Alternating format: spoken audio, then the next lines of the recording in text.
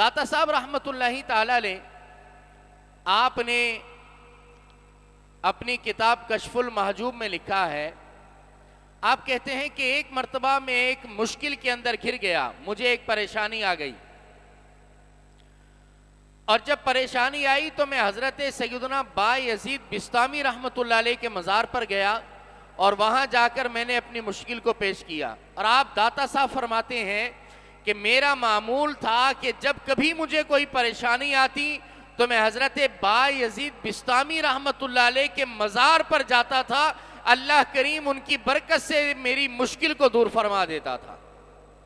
تو آپ فرماتے ہیں کہ میں بایزید بسطامی رحمت اللہ علیہ کے مزار پر گیا، اپنی مشکل کو پیش کیا، 3 مہینے میں بایزید بسطامی رحمت اللہ علیہ کے مزار پر موجود رہا۔ اور کس طرح رہے، توجہ رکھیے گا، فرمایا روزانہ 3 مرتبہ میں غسل کرتا تھا، روزانہ 30 مرتبہ وضو کرتا تھا، یعنی انتہائی پاکیزگی اور طہارت کا اہتمام کرتا تھا اور اللہ کی عبادت وہاں کرتا تھا، مگر میری مشکل دور نہ ہوئی۔ اللہ کو یہی منظور تھا کہ آج آپ کی مشکل کسی اور ذریعے سے دور کی جائے۔ امام شافعی رحمت اللہ علیہ فرماتے ہیں نا کہ جب مجھے کوئی مشکل پیش آتی تھی تو میں امام اعظم ابو حنیفہ رحمت اللہ علیہ کے مزار پر جاتا تھا، وہاں جا کر آپ کے وسیلے سے دعا کرتا تھا، اللہ میری مشکل کو دور فرما دیا کرتا تھا۔ تو آپ کہتے ہیں کہ پھر میں بایزید بسطامی رحمت اللہ علیہ کے مزار سے نکلا اور میں نے خراسان کا سفر شروع کر دیا، اس طرف میں نے جانا چاہا۔ راستے میں آپ کہتے ہیں میں ایک مقام پہ رکا، تو وہاں جس مسافر خانے میں رکا تو وہاں کے جو لوگ تھے وہ بڑے عجیب قسم کے تھے۔ جاہل کا لفظ لکھا ہے کہ جاہل لوگ تھے، کسی چیز کی ان کو تمیز نہیں تھی، نہ ان کو کھانے پینے کا کچھ خیال تھا، نہ نماز روزے کا کوئی خیال تھا، اللہ کی حدود کا کوئی ان کو خیال نہیں تھا۔ آپ کہتے ہیں کہ ایسا ہوا کہ میں مسافر خانے میں ان سے رکا، ان کے ساتھ رکا، مجبوراً رکنا پڑا کہ اور کوئی آپشن نہیں تھا۔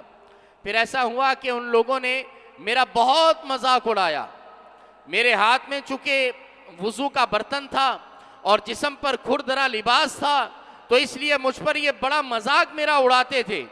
یہاں تک داتا صاحب نے لکھا کہ انہوں نے خربوزے کھائے اور پھر خربوزے کے چھلکے ہنستے ہوئے انہوں نے سارے میرے اوپر پھینک دیے۔ اللہ اکبر! اللہ والوں کا امتحان بھی بڑا ہوا کرتا ہے۔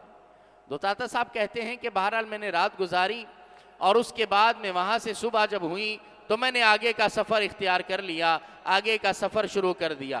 آپ کہتے ہیں کہ میں نے جیسے ہی آگے کا سفر شروع کیا تو میں نے ان کے جو برے رویے پر صبر کیا تھا، داتا صاحب نے لکھا کہ اسی صبر کی وجہ سے اللہ نے میری مشکل کو آسان فرما دیا تھا۔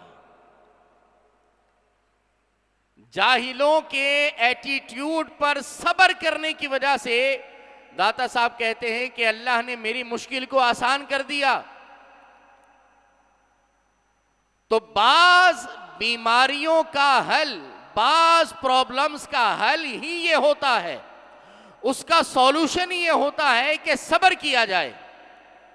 کچھ گناہ ایسے ہیں جن کا کفارہ ہی یہ ہوتا ہے کہ بندہ دوسرے کے غلط رویوں پہ صبر کرے۔